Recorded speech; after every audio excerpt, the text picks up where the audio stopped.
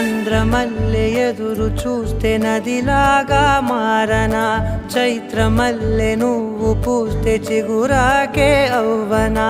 నన్నే వరించే యువరాజును అంట నీ